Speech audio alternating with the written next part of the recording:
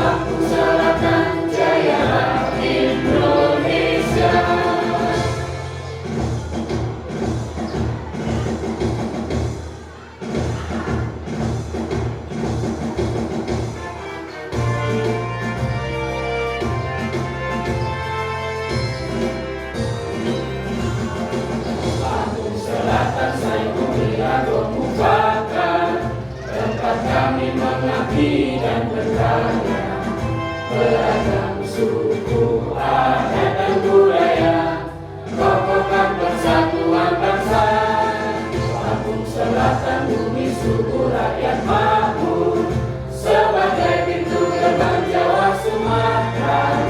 Masyarakatnya rukun dan damai, sehat, tertib, aman dan sejahtera. Bulatkan tekad semangat membangun perubahan menuju kemajuan. Demimu Lampung Selatan ku bangkitkan, untukmu Indonesia ku tercinta. Jaya Lampung Selatan, jayalah Indonesia. Jaya Lampung Selatan, jayalah Indonesia. Hadirin dimohon duduk kembali. Selanjutnya adalah pembacaan doa yang akan dipimpin oleh Bapak Karsono SPDI. Kepada Bapak dipersilakan.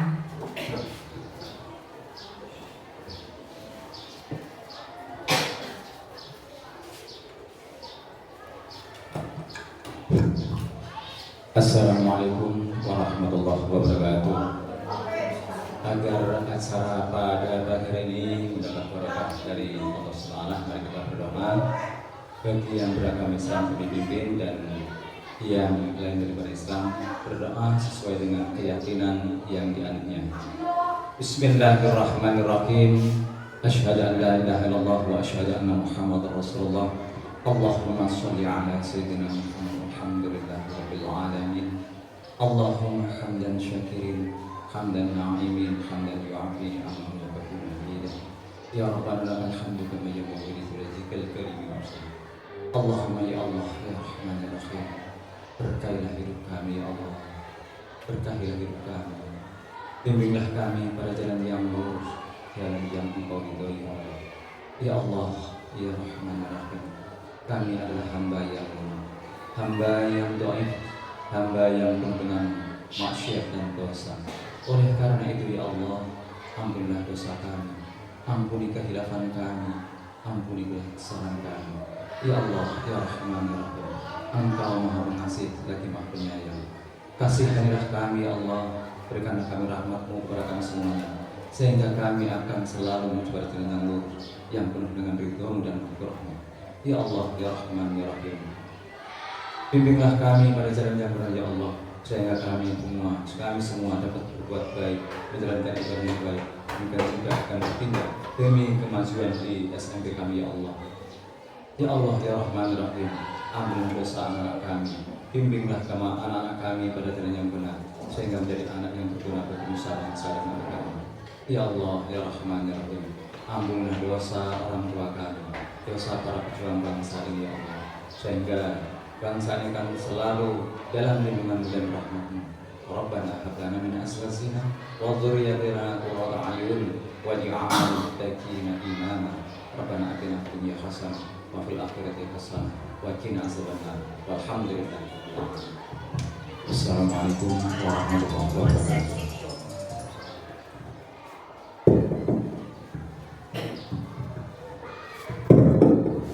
Acara selanjutnya adalah sambutan dari Ibu Kepala Sekolah SMP Negeri 1 Panji kepada Ibu Putu Suraningsi SAGMM. Disilakan.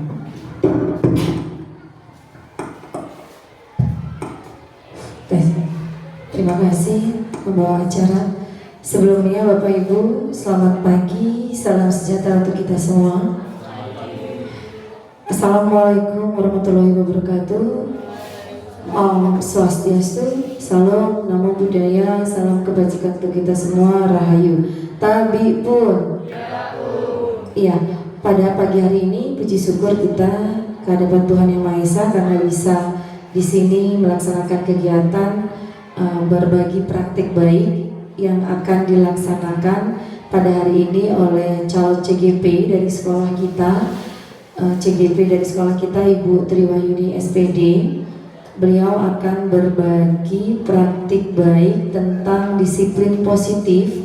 Di dalamnya ada bagaimana cara kita sebagai Bapak Ibu guru dalam menangani kasus-kasus atau permasalahan-permasalahan yang ada di sekolah yang konteksnya segitiga restitusi, yang di dalamnya salah satunya dari segitiga restitusi itu adalah bagaimana seorang guru untuk menangani masalah pada siswa dan siswa menyadari bahwa itu adalah kesalahan diri sendiri dan sadar bahwa itu salah. Jadi membangunkan atau membangkitkan, memberikan motivasi kepada siswa untuk menyadari kesalahannya. Kalau itu kesalahan dia dan harus diperbaiki. Mungkin dari disiplin positif ini sudah ada sebenarnya Bapak Ibu di PMM Bapak Ibu topik disiplin positif. Di situ dijelaskan juga bahwa sebelum kesadaran siswa itu sendiri, Bapak Ibu juga harus bisa membuat siswa itu membuat kesepakatan bersama akan sanksi-sanksi apa jika melanggar yang akan kita terapkan. Itu tidak bisa dari guru saja untuk memutuskan, tetapi guru bersama dengan siswa untuk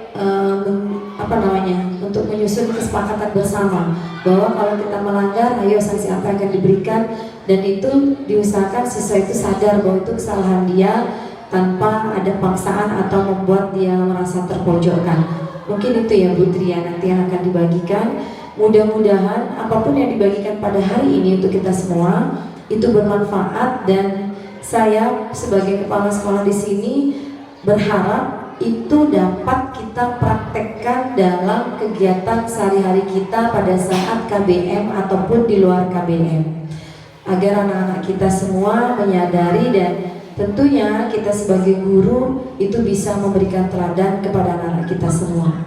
Mungkin itu saja. Nanti mudah-mudahan Bapak Ibu dapat mengikuti dengan baik apa yang menjadi praktik baik yang akan dibagikan oleh Ibu Tri Wahyuni.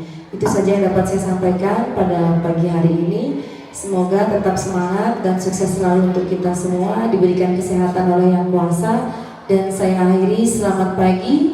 Wassalamualaikum warahmatullahi wabarakatuh. Om Santi Santi Santi Om. Salam Namo Buddhaya, salam kebajikan untuk kita semua. Terima kasih.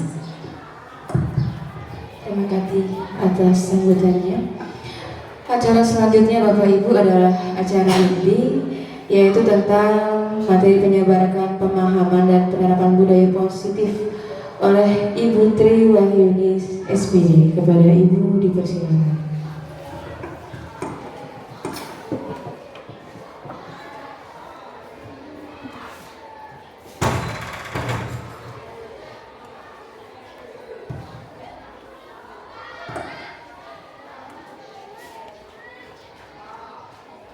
Terima kasih Bu Karima. Assalamualaikum warahmatullahi wabarakatuh. Terima kasih Bapak Ibu. Di sini saya akan berbagi praktik baik dengan materi penerapan disiplin positif di sekolah.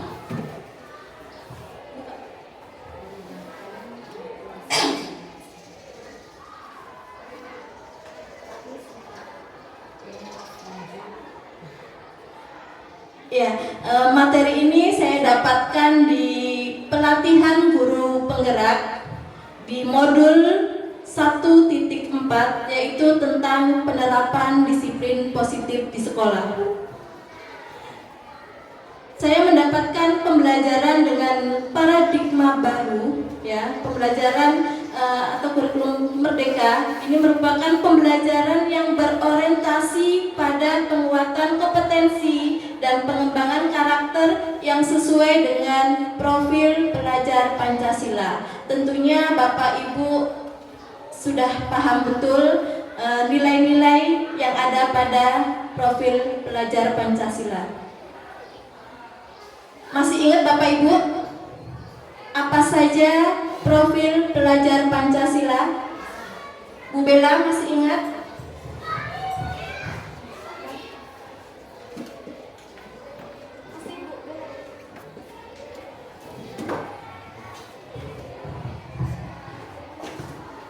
Yang kita nyanyikan kemarin Bu Bella, ada 6 nilai profil pelajar Pancasila.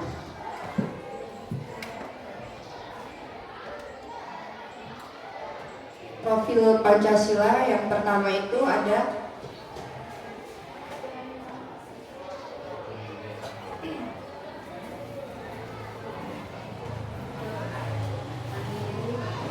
mandiri, gotong royong, kreatif, bernalar kritis, Yang pertama apa? beriman dan bertakwa. Ya, beriman dan bertakwa. Ya, masih hafal ya Bapak Ibu ya.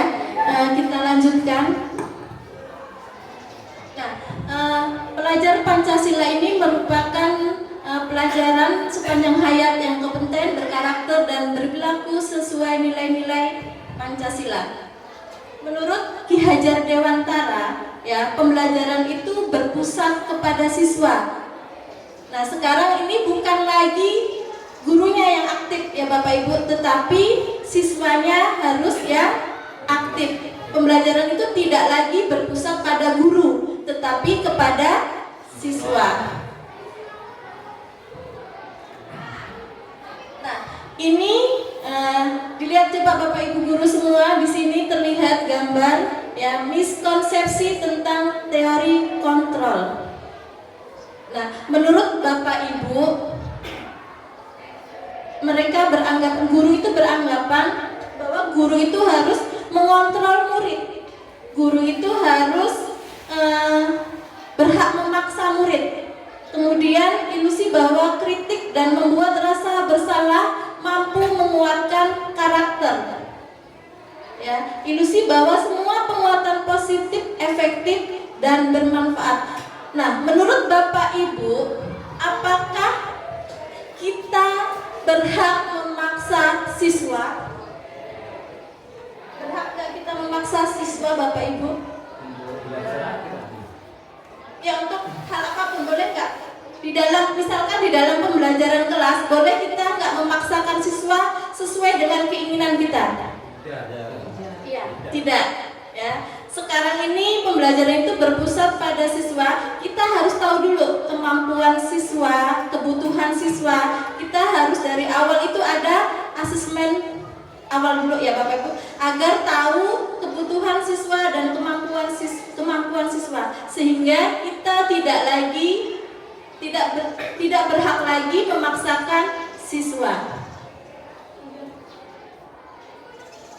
Nah, untuk mengubahnya ya, kita ada perubahan paradigma stimulus respon ke pendekatan teori kontrol. Ya, yang pertama stimulus respon ya. Realitas kebutuhan kita itu sama. Kemudian semua orang melihat hal yang sama. Kita mencoba mengubah orang agar berbuat pandangan yang sama dengan kita. Perilaku buruk dilihat sebagai suatu kesalahan. Orang lain bisa mengontrol saya bisa mengontrol orang lain. Kemudian pemaksaan ada pada saat bujukan gagal. Kemudian model berpikir menang atau kalah. Ini ya stimulus responnya. Harusnya ya kita ini kontrolnya, realitasnya itu, kebutuhan itu kita berbeda. Tiap anak itu berbeda, tidak pasti sama. Kemudian setiap orang memiliki gambaran berbeda. Kita berusaha memahami pandangan orang lain tentang dunia. Semua perilaku memiliki tujuan. Hanya ada yang bisa mengontrol, hanya diri kita yang bisa mengontrol diri kita sendiri. Kemudian Anda tidak bisa mengontrol orang lain. Kolaborasi dan konsensus menciptakan pilihan-pilihan baru. Lalu yang terakhir, model berpikir menang. Lanjut. Nah, yang akan kita pahami di sini ya, yaitu disiplin positif. Apa sih disiplin positif itu? Ya, disiplin positif adalah, kita kemarin sudah belajar sama Bu Dr. Ulfa Maria. Dr. Ulfa Maria juga sudah sedikit menyinggung tentang disiplin positif. Ya, disiplin positif adalah pendekatan pembelajaran yang membantu peserta didik untuk berhasil, memberinya informasi yang dibutuhkan dalam belajar serta mendukung perkembangannya. Itu menurut Darren tahun 2010 ya. Langkah pertama dalam menerapkan disiplin positif yaitu dengan mengembangkan visi bersama tentang apa yang ingin dicapai sekolah. Guru harus mampu memfasilitasi pembelajaran berfokus pada kekuatan dan kelebihan peserta didik, bukan hanya mengendalikan hal tersebut. Ini 5 dasar kebutuhan manusia yang saya pelajari di modul 1.4. Yang pertama yaitu kebutuhan manusia bertahan hidup, ya. Tentang kesehatan, makan, biologis, merasa aman itu kebutuhan manusia tentang bertahan hidup. Yang kedua, diterima. Guru menerima murid apa adanya, karena murid itu unik. Sekarang pun kita tidak bisa menolak siswa yang berkebutuhan khusus. Karena kenapa Bapak Ibu? Kita ada satu kan kelas 7B. Nah, dia berkebutuhan khusus yaitu tidak bisa berbicara ya. Iya, tidak bisa berbicara. Ya. Kemudian yang ketiga yaitu kebebasan, membuat pilihan bertanggung jawab bagi murid. Kemudian kebutuhan yang keempat, kesenangan, membuat kegiatan di kelas itu menyenangkan. Kira-kira Bapak Ibu sudah belum membuat kelas itu menyenangkan? Sudah. Kira-kira Bapak Ibu itu diharapkan nggak sih di kelas? Kalau Bapak Ibu nggak di kelas, ada yang nyari nggak siswa-siswinya? Cari-cari Bu. Dicari terus, ya. Berarti siswa merasa senang diajarkan oleh Bapak Ibu, karena mereka berpikir mau seperti apa lagi ya pembelajaran Bu Karimah hari ini, mungkin seperti itu ya. Kemudian yang kelima yaitu power atau kekuatan. Kita yakini bahwa murid itu memiliki kompeten atau penguasaan, keterampilan. Ya, mereka ingin diakui dan mereka belajar mengendalikan. Nah, ini motivasi perilaku manusia ya. Untuk menghindari ketidaknyamanan atau hukuman, ini adalah tingkat terendah dari motivasi perilaku manusia. Kemudian untuk mendapatkan imbalan atau penghargaan. Jadi hal-hal ini harus kita hindari ya Pak ya. Kita tidak boleh mendapatkan imbalan atau penghargaan dari orang lain. Kemudian sebenarnya boleh nggak sih kita memberikan penghargaan kepada siswa? Boleh. Tujuannya untuk apa Bapak Ibu? Ya, untuk motivasi. Guru dapat imbalan. Boleh Pak. Dari kepala sekolah.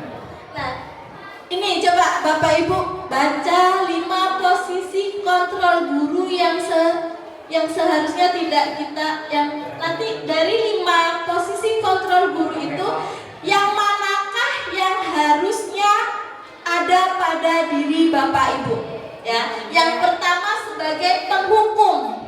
Seorang penghukum ya bisa menggunakan fisik maupun verbal. Kemudian yang kedua membuat orang merasa bersalah. Ya, pada posisi ini biasanya guru akan bersuara lebih lembut. Ya, kalau yang pertama pasti suaranya keras, ya bisa dengan verbal, bisa dengan fisik. Kemudian yang ketiga, guru itu harus sebagai teman. Guru pada posisi ini tidak akan menyakiti murid, namun akan tetap berupaya mengontrol murid melalui persuasif. Pendekatan ya Bapak Ibu ya. Kemudian yang keempat sebagai pemantau atau memonitor atau mengawasi. Kemudian yang kelima, nah ini posisi terakhir sebagai manajer.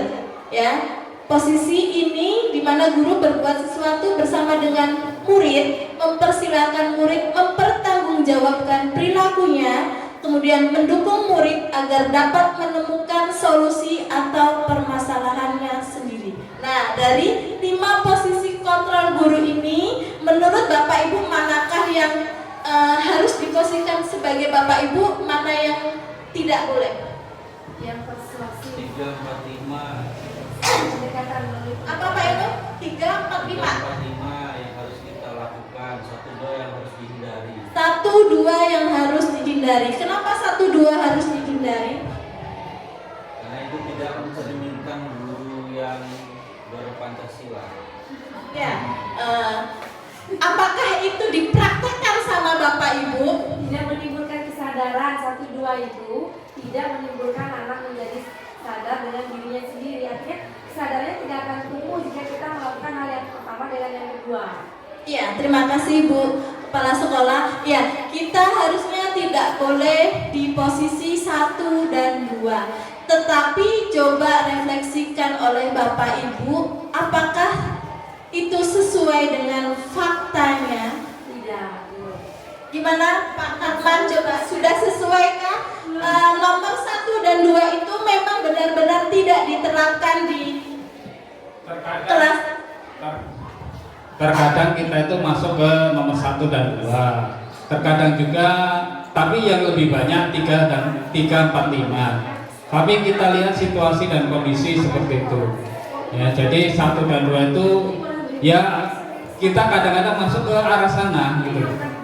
Tapi kita berusaha ke yang 3, 4, 5 itu. Mungkin itu. Terima kasih Pak Sukatman. Iya benar.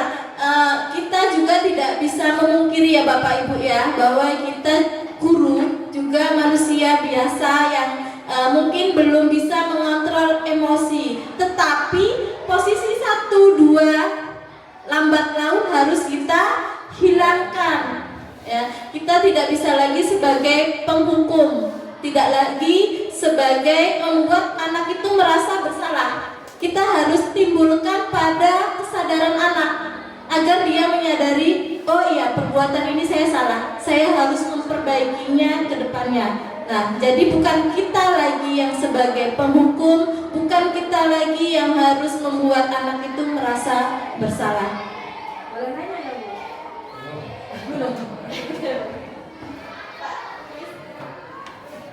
Nah, gimana kita ini dulu ya, ice breaking dulu biar semangat Bapak Ibu.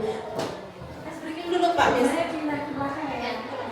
Berarti saya bawa. Es krim itu minum es dulu. Terus boleh banyak tanya kan? Minum es teh dulu. Ayo kita berdiri. Saya lupa pas kemarin ada hukum. Bapak Ibu dimohon untuk berdiri semua. Ya, kita semangat. Tangan dipinggang. Tangan dipinggang. Tangan ditarik.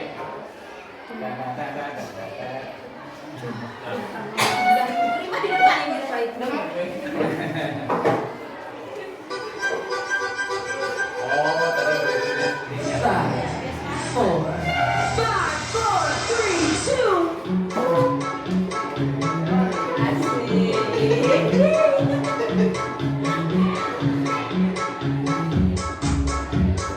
Hai, goyang, bro. Ini gue yang menjaga kepala. Tambah pusing nih. Ada. Tambah pusing.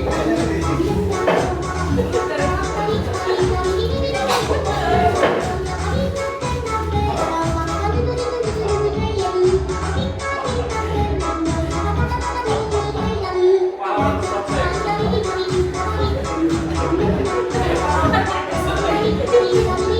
Teman-teman Pak B, sehat ya.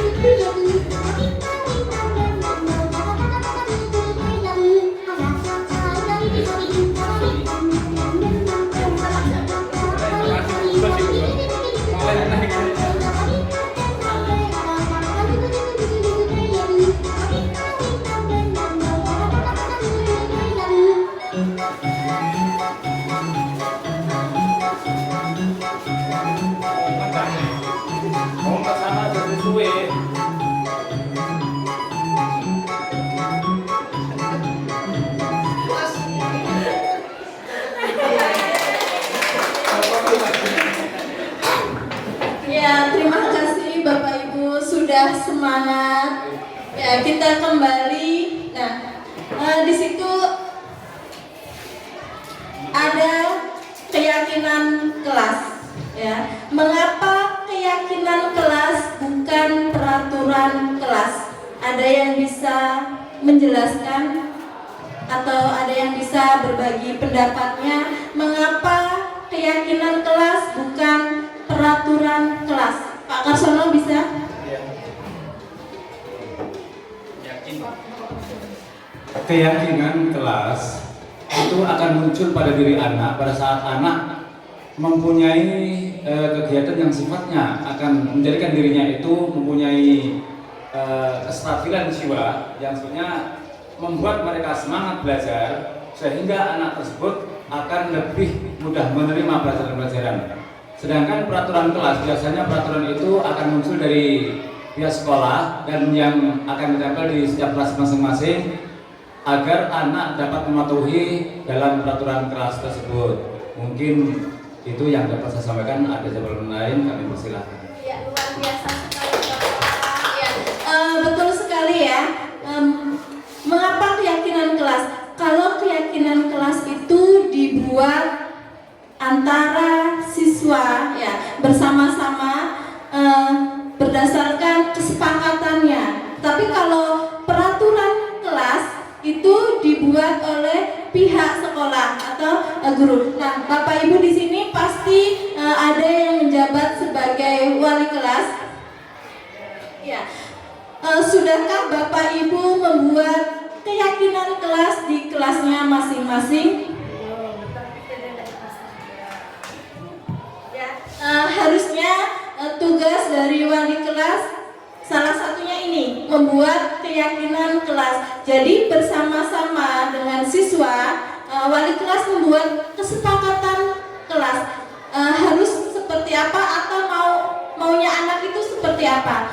Dan gunakanlah bahasa yang positif. Jangan menggunakan, misalkan jangan menggunakan kata tidak. Ya. Ada yang sudah membuat keyakinan kelas di kelasnya? Belum.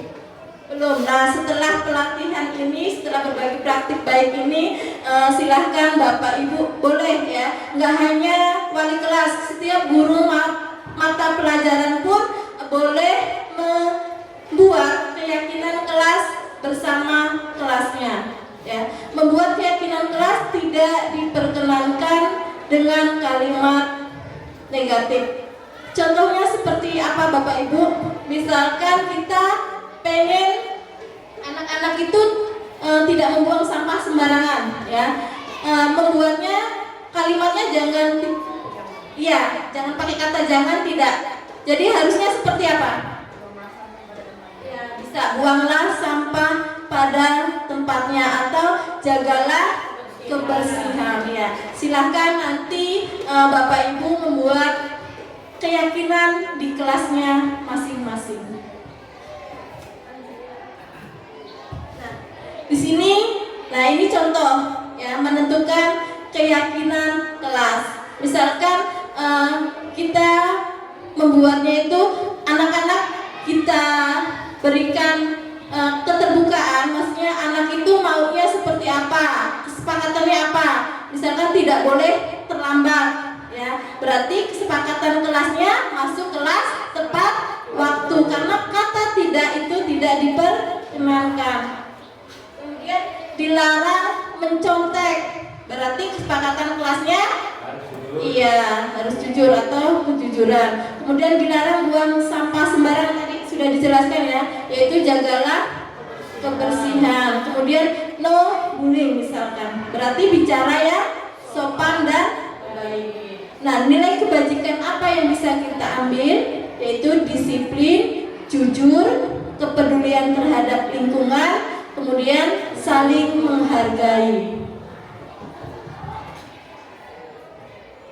Nah, setelah kita, nah ini tahap ya untuk penyelesaian masalah dalam kegiatan disiplin positif, yaitu segitiga restitusi. Ya, di sini ada 3 langkah dalam melaksanakan segitiga restitusi. Yang pertama yaitu menstabilkan identitas. Ya, ketika seorang anak atau murid melakukan kesalahan, ya, hal ini seringkali disebabkan oleh kebutuhan dasar yang tidak terpenuhi.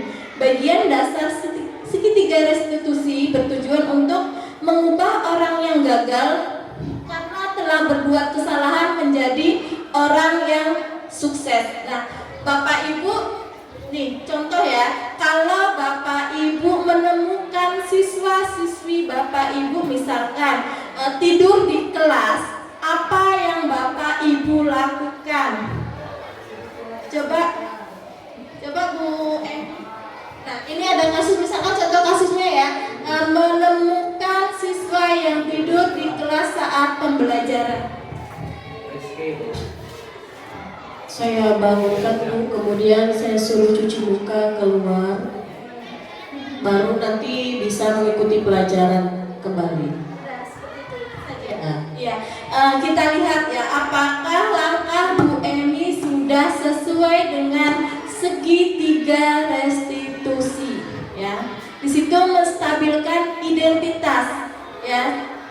Contoh, anaknya dipanggil nggak Bu Emi? Iya. Terus diapain? Dibangunin, disuruh buka.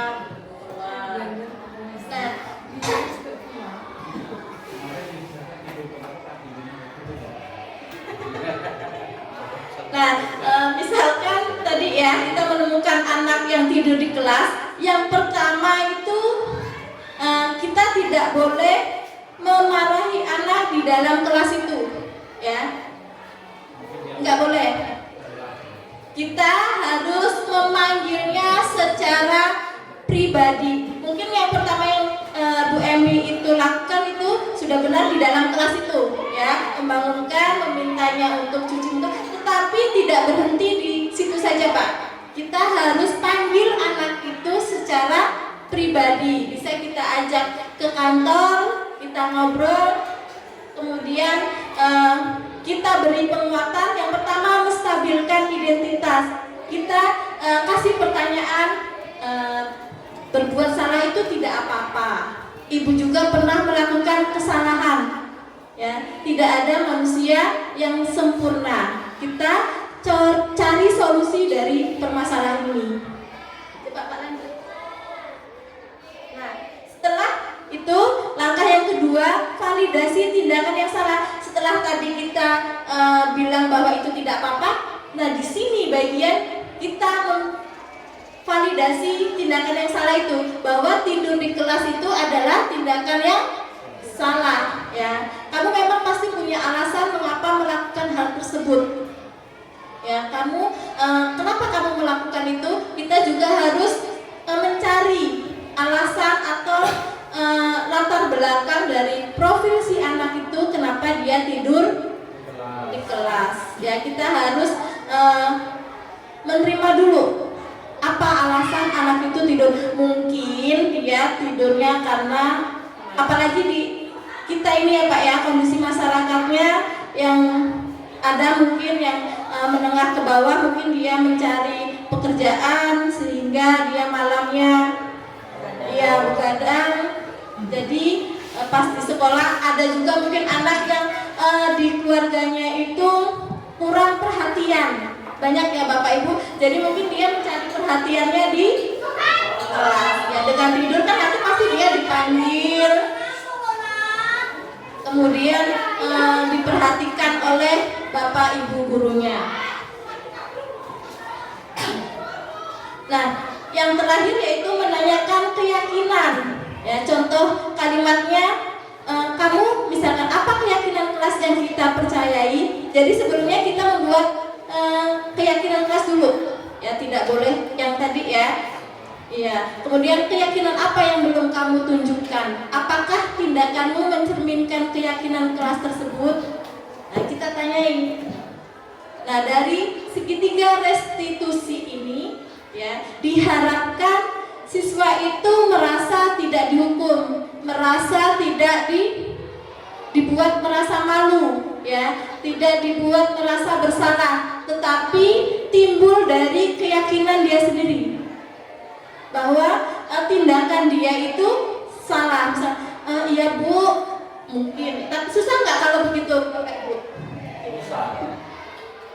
Susah Pak, menyadarkan kesalahan anak. Coba nanti kita coba ya Bapak Ibu, pasti kita akan menemui kasus-kasus di kelas. Misalkan anak tidur di kelas, kemudian anak tidak mengerjakan tugas. Nah, kita coba menggunakan langkah-langkah segitiga restitusi ini ya. Siap Bapak Ibu? Ya, kita coba dulu. Siapa tahu anak-anak kita bisa juga menjalankan segitiga restitusi ini tanpa hukuman, tanpa rasa bersalah. Anak-anak bisa menyadari kesalahannya. Ya, terima kasih sudah di akhir penutup. Mungkin Bapak Ibu ada yang mau kita sharingkan, kita diskusi bersama-sama. Bukan tanya jawab ya Bapak Ibu ya, tapi kita diskusi bersama-sama, kita cari solusinya sama-sama.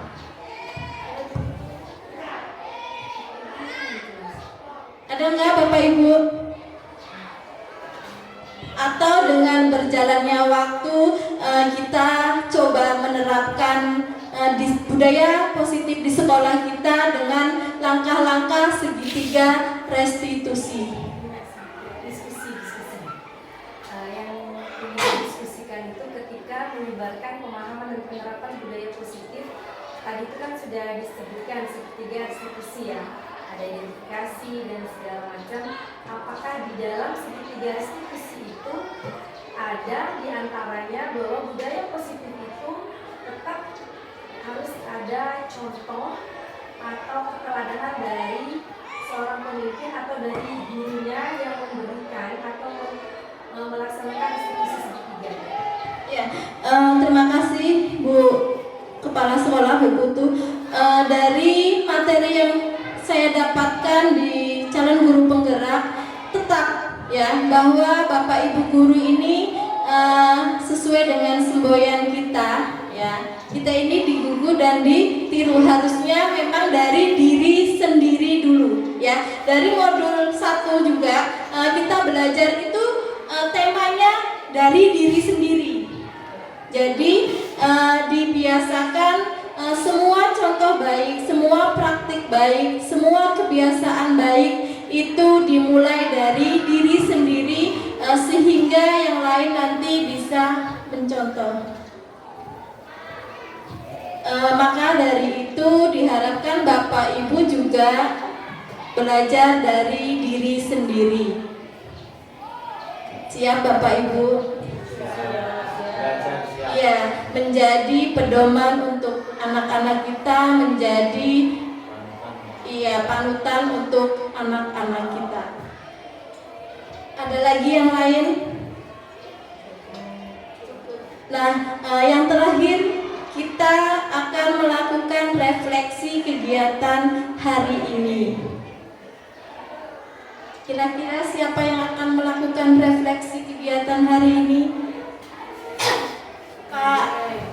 Pak Ibnu, tolong berikan komentar komentarnya tentang kegiatan hari ini. Apa yang sudah Bapak pelajari di kegiatan ini, kemudian apa perasaan Bapak Ibu, kemudian yang terakhir bagaimana ke depannya.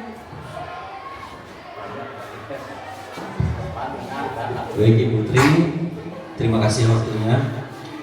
Beberapa hal yang bisa kami ambil ya dari berbagi praktek baik di pagi hari ini, yaitu harus adanya perubahan dari guru yang otoriter menjadi guru yang lebih familiar kepada anak muridnya.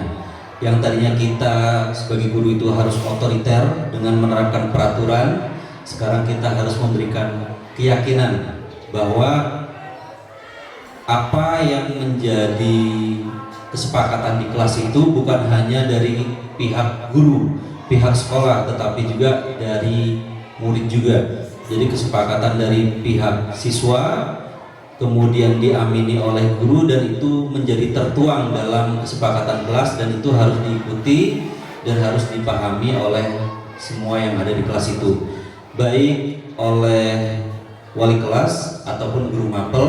Mereka berhak untuk membuat kesepakatan bersama antara siswa dengan guru.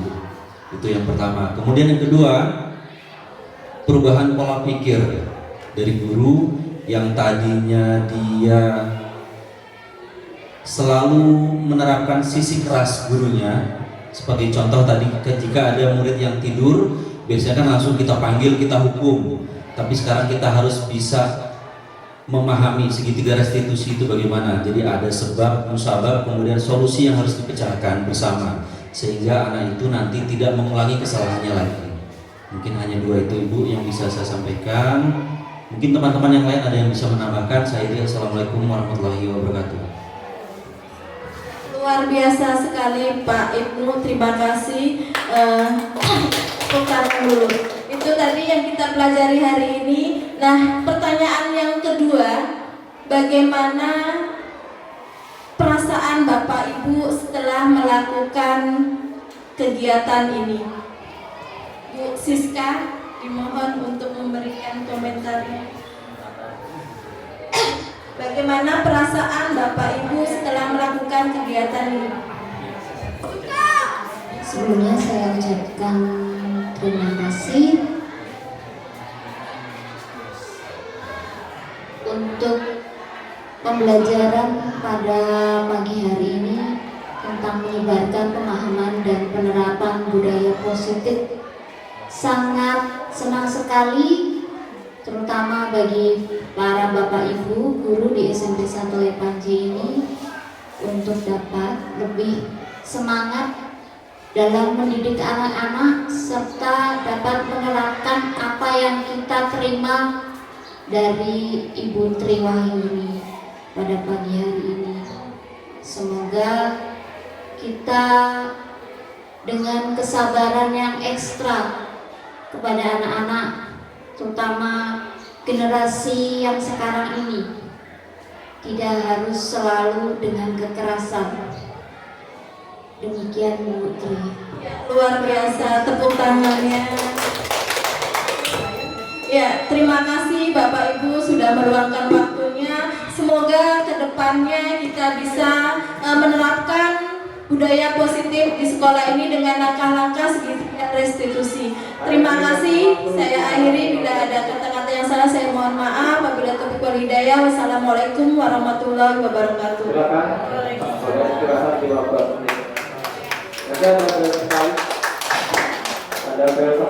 Terima kasih Bu Tri. Acara selanjutnya adalah penutup. Marilah